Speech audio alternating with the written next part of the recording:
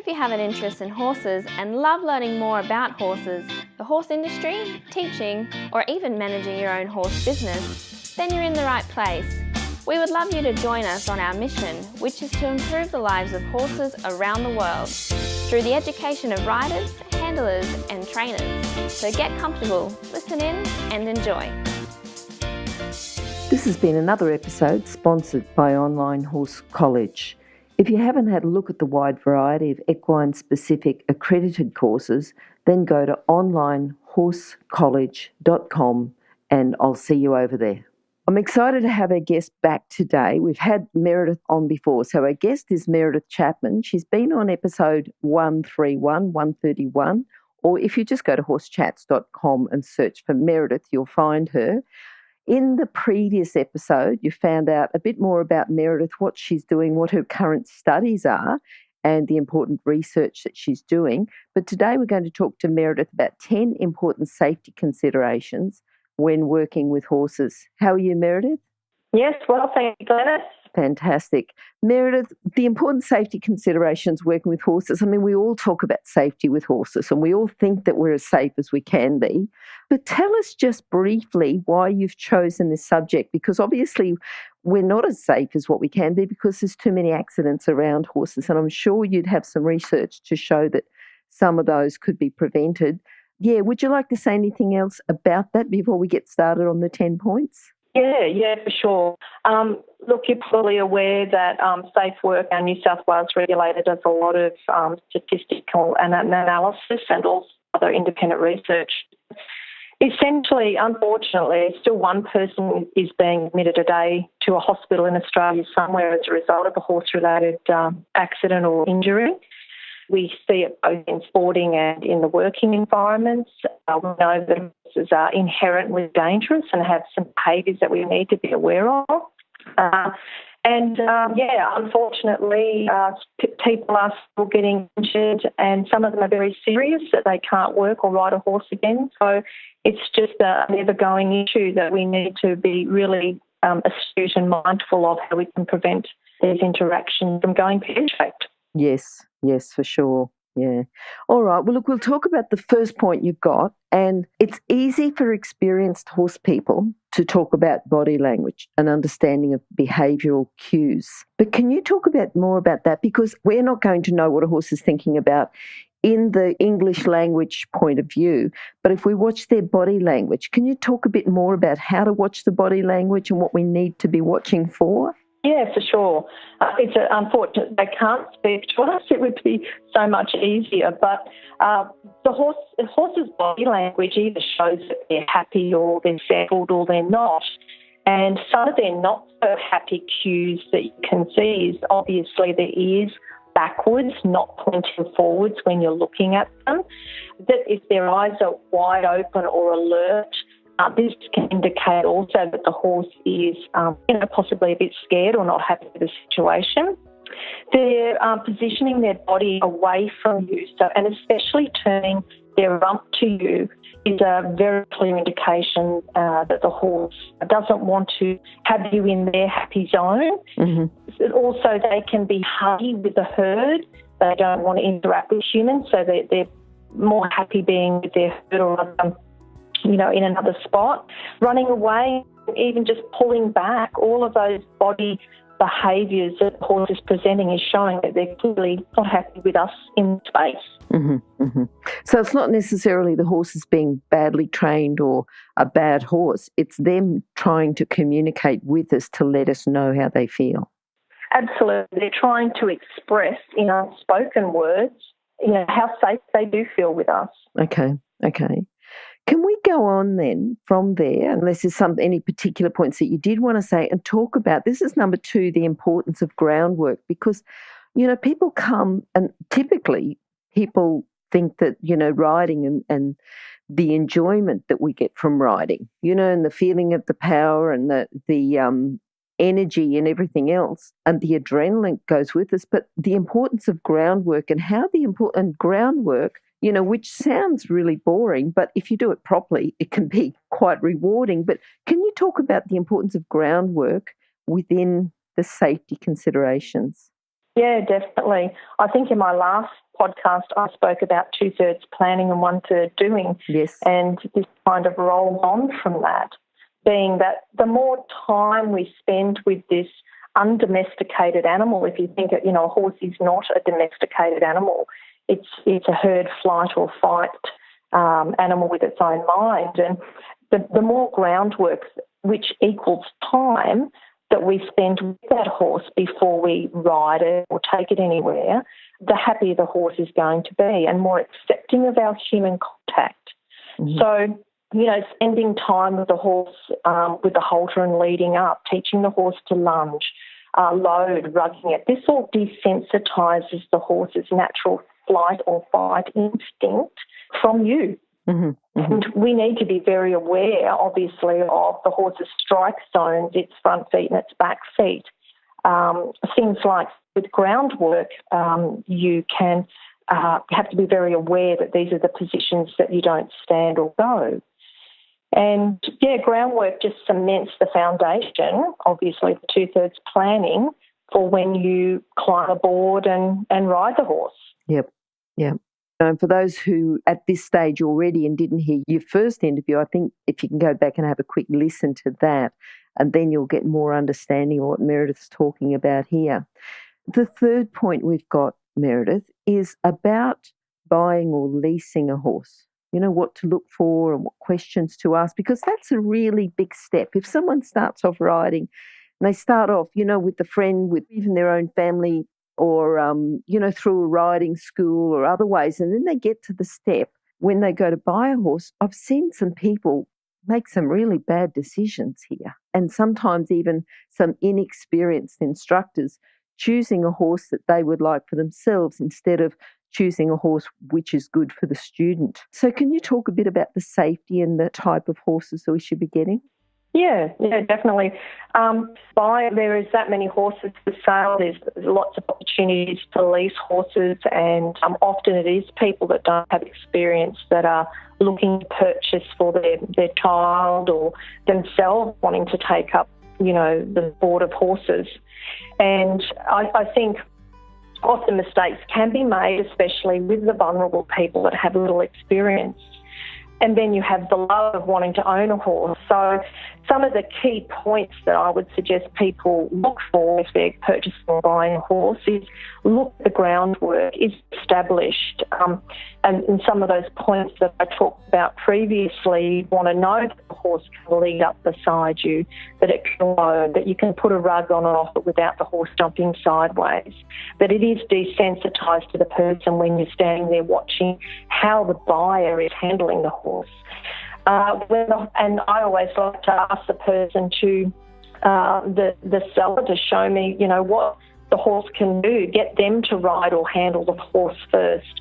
And what you're looking for is that the horse is soft.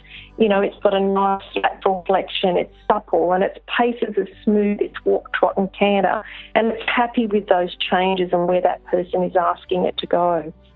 It's important to ask the seller of the horse's history, its health history, and its breeding or sale history. Knowing, has the horse had any injuries, or is there any issues with its health, or, what type of breeding is it, and who's owned it before you? Those are important questions. And then, finally, and some people don't offer this, but, where you can, if you can trial a horse or, definitely have a go with the horse away from its usual environment, it's been accustomed to where it's lived. If you can have a trial of it, that's even better. Yep. Yeah, I think that's important too sometimes, and I've seen it. People go out and walk and trot a horse and you might say, well, are you going to canter it? Oh, no, I'll wait until I get home to canter it. And I think if you're looking at a horse to buy, you put it through as many different situations as you can. So, taking it away to another spot, ideally a trial, but even just riding it in a different situation would be ideal. Absolutely. Yep. Now, what about, we talked a little bit about it before, number 4 is getting the right fit, the rider and the horse match. Yeah. Look, this is a really key point, evaluating if the horse and the rider does suit. And, when you're obviously trialing a horse or riding it or going to buy one, that's the type of thing that you want to see, that it's the horse is not fighting with the rider, or the rider's not scared when they're approaching or handling the horse to start with before they even get on the horse. Yep. All of those things are really important, and so that the person's mounted to their actual capabilities. And in saying that, it's always good to have someone else independently assess you with that horse, because unfortunately we kind of always like to think we're possibly a little bit better than what we are, and to get a true independent view from somebody else is often really helpful. A couple of points with the right fit, putting a beginner or a really experienced rider on a racehorse that's in work doesn't fit. Putting an older, like myself, less agile rider on a green broke horse. It's horses for courses, and making sure that you've ticked all the boxes and checked that it's the right fit. Yep. All right. The next thing we're talking about is the health, and it's not just the health of the horse, because, you've talked about that a little bit when you talked about the buying the horse, but you've got the horse, the rider, and the handler health. Yeah, so, obviously when flipping back to the buying a horse or leasing it, make sure that it doesn't have any health issues, such as it can, it's got adequate nutrition, it's feeder trimmed and not too long or chipped or brittle, that its teeth are done, and especially at some stage in its younger life, where it's an older horse, that its teeth has been professionally checked by a horse dentist or a vet, that there's no obvious wounds or cuts or abrasions on the horse, because if you're trying to do something with the horse, they react very quick to pain. Mm-hmm. Not to necessarily what you're doing, it's the pain that they're feeling. So if you're putting a saddle on, you want to make sure that there is no cuts or open wounds over the wither, for example, and that the horse has good eyesight. That's an important one. And as far as the rider or the handler, definitely not intoxicated. Yes. That helps. Yes. And if someone's feeling unwell, you're a bit mazed or dizzy or fatigued, definitely it's not the right time to go and handle or ride a horse.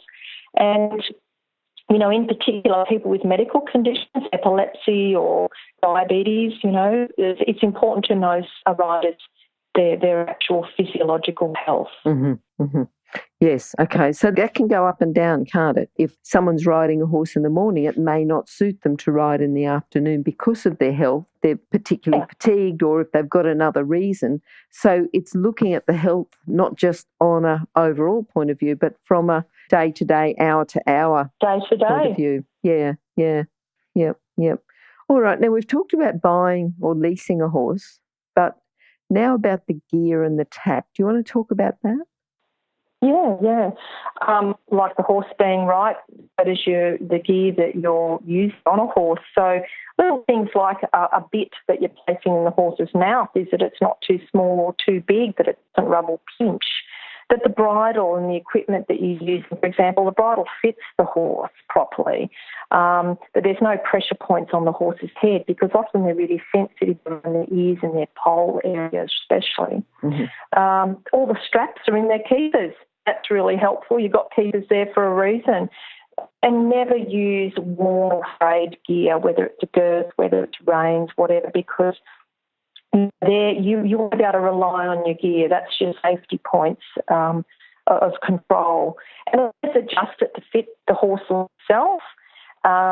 Make sure it's clean, that there's not excessive dirt or sweat or booze in your girth, because a horse is not going to like that when you tension up the girth. And make sure that you use the right gear for the right task that you're using. And, for example, you wouldn't ride in a jockey's pad to go mustering cattle all day. Mm-hmm. Yes. And particularly the other thing, worn or frayed gear, if it's no good, just get rid of it if it's damaged. Yep. Don't play with your fire and safety. Yes. Wait, can you hear anything? No? That's because we're waiting for someone with a good quality horse product to be advertised here. If that's you, then contact us, horsechats@horsechats.com, and we'll send you the details. Thanks. All right, I think those points so far have been quite good. Now, you've actually got to the riding part now, because you're talking about a safety stop lever or a one-rein stop. Would you like to talk a bit more about, because sometimes people might not have heard of the term one rein stop. So if you can talk a bit about that and when you'd need to use it, why you'd need to use it. Yeah, definitely. If we think where we're positioned on a horse, it's an all-powerful animal with its own mind. And, as I mentioned, we're domesticating it, we're loving it, we're trying to have this animal comply with different activities we're asking it to do. One of the important things, if things do go wrong, and they can, a horse can bolt, they can rear, they can, get a faster pace when you're not ready. It's important to have a really good safety backup, and that is what I describe it as a one rein stop. So it's important to teach every rider this and actually practice it. You can start that process on the ground with the horse by gently flexing their head around to either shoulder when you've got a halter on or a rein.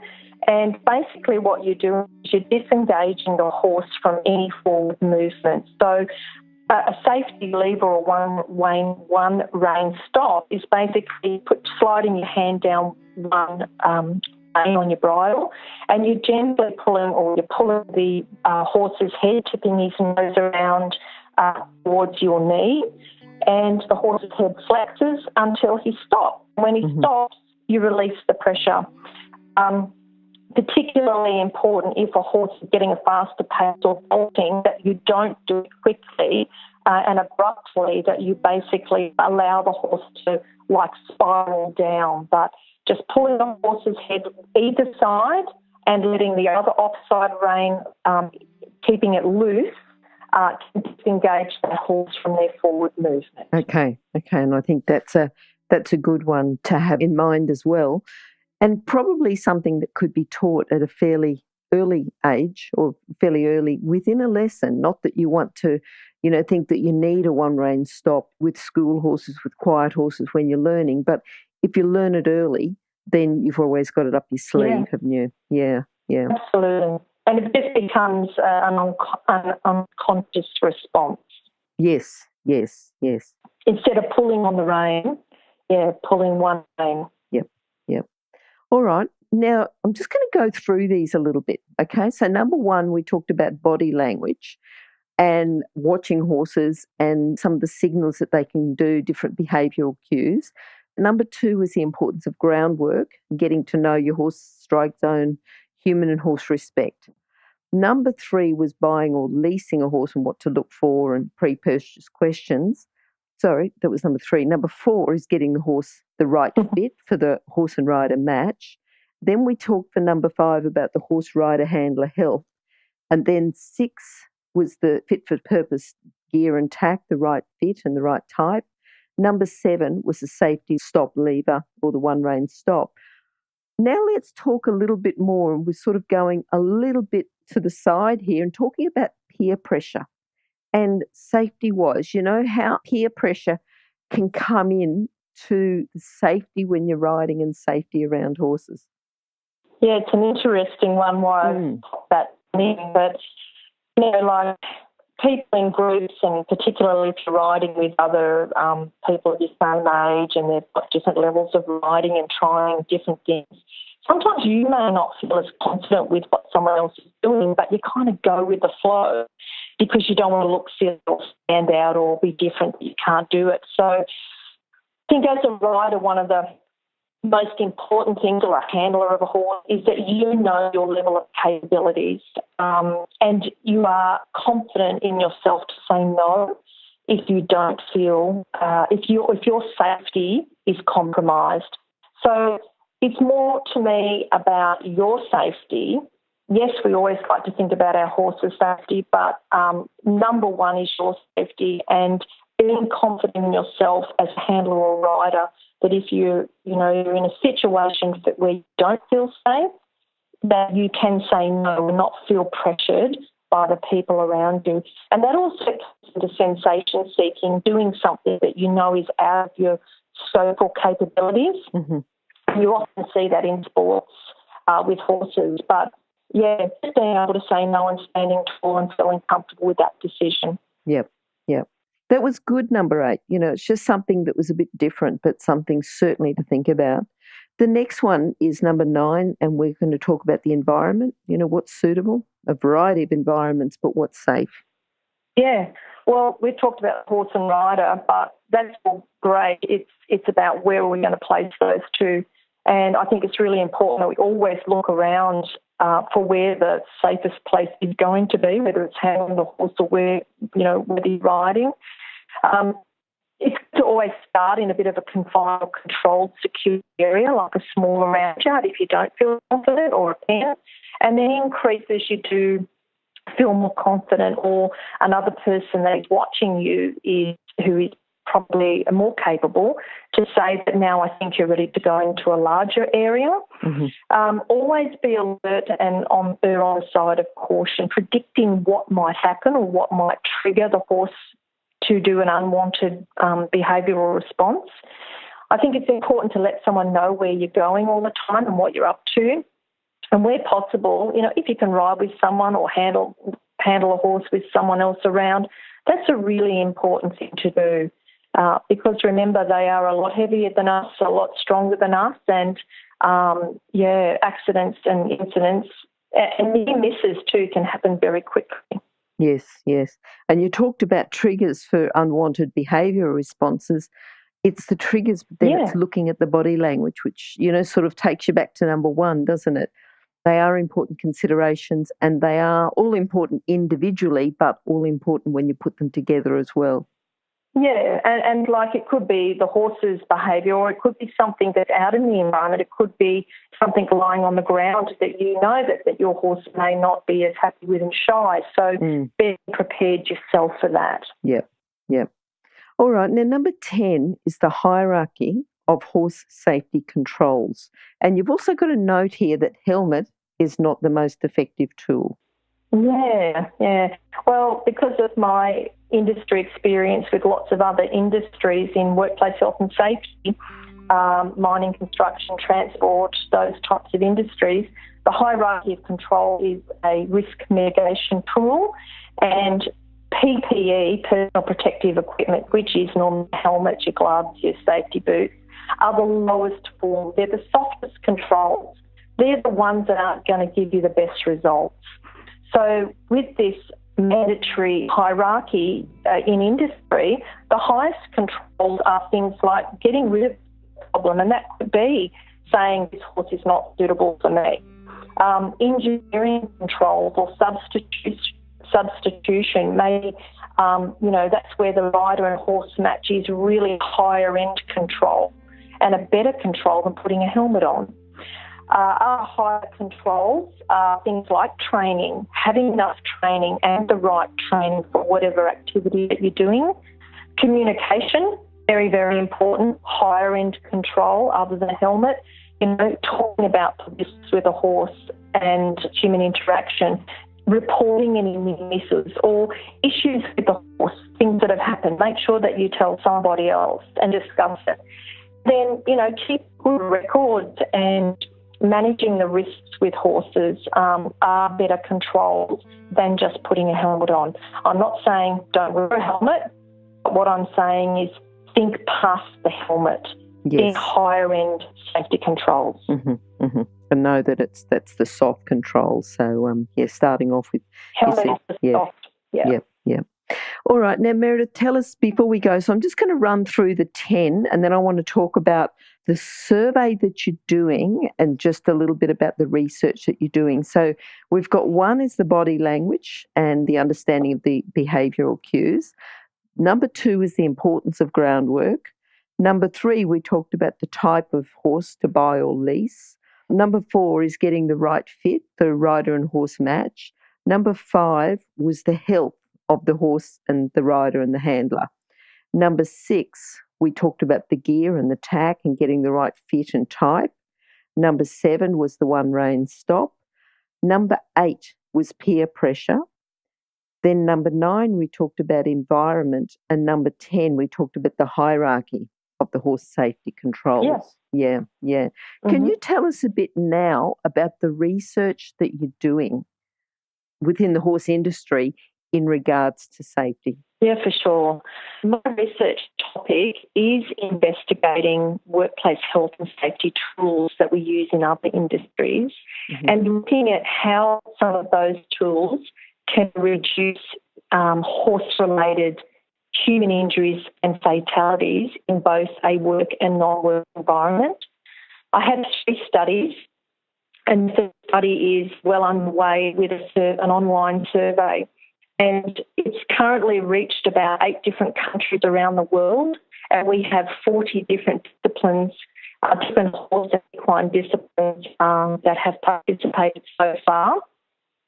And the survey is all about knowing what people think. I'm wanting to get into the heads of horse people and understand they think about risks with horses and their perception around horses, whether it's riding or handling horses. And also I'm wanting to know what their thoughts are about safety, what they rate as important, what, safety aspects they use when they're approaching horses. So the survey is very much a qualitative survey and finding out what people think, and then that will help me with my other studies and developing, hopefully, trialling different tools within the hierarchy of control to see if we can reduce horse-related injuries and deaths in Australia and overseas potentially. Yeah. So the survey study number 1. If you're an equestrian coach or a horse riding instructor, or even if you aspire to be one, have a look at the free video series for horse riding instructors on the Horse Chats website. Go there now, have a look, horsechats.com. Now, you said before that you've reached a few different countries, so input from other countries is going to be beneficial, isn't it? Yeah, definitely. Yeah. And, I just think, the majority have been Australian so far, but when you think we take a lot of riding skills from America, for example, cutting styles, dressage, Germany and, UK. So I think we need to listen to what our other horsey counterparts think as well. Yes. No, to make it better. Yeah, well, over 50 now, I think, different countries. So if you are in a country different to Australia, certainly get on and do the survey, because I think the research that comes out is going to be available to everyone, and I think the input from people in different countries is going to help with the research. So, yeah, it's invaluable. Yep. Now, that link to the survey will be on your page, which will be horsechats.com/Meredith Chapman 2. But we're also going to put it on your original page, which is episode 131, which is horsechats.com/Meredith, or just go /Meredith Chapman. But go to horsechats.com, search for Meredith or search for Chapman, and you should be able to. I think even if you search for survey, you might be able to get it. And you should be able to then help with assisting with that survey. Yeah, and as I said, the research is going to be available for everyone, so your input is going to be invaluable. And Meredith, if people like to contact you direct, what's the best way? Probably best just to contact me via email. They can either, Meredith@safetyinfocus.com.au, or my CQU uni one, which is m.j.chapman, that's cqu.edu.au. And I just wanted to say, Glenys, that the survey is only taking 7 minutes, but maximum 15, and I've extended it to the end of August. Well, that's good, because it's good knowing that it's not going to take a long time. So if you can do a quick job that's going to help the horse industry and do it in 7 minutes, that's brilliant. All right. Thanks, Meredith. Great to talk to you today. Really happy with your insights. Hopefully we can help with your survey. But, I enjoyed the talk on the important safety considerations when working with horses, and hopefully other people have picked up some tips there as well. So thank you. Great. You're welcome. Thanks, Glenys. Bye. Bye-bye. Now, if you're still there, you probably know that I'm absolutely passionate about education within the horse industry. That's why I host this podcast. My other venture is Online Horse College. Have a look now at onlinehorsecollege.com, and I'll see you over there. Remember that our comments and instructions are general in nature and do not take into consideration your individual horses or your individual ability and circumstances. If you enjoyed this podcast, then please leave your comment below.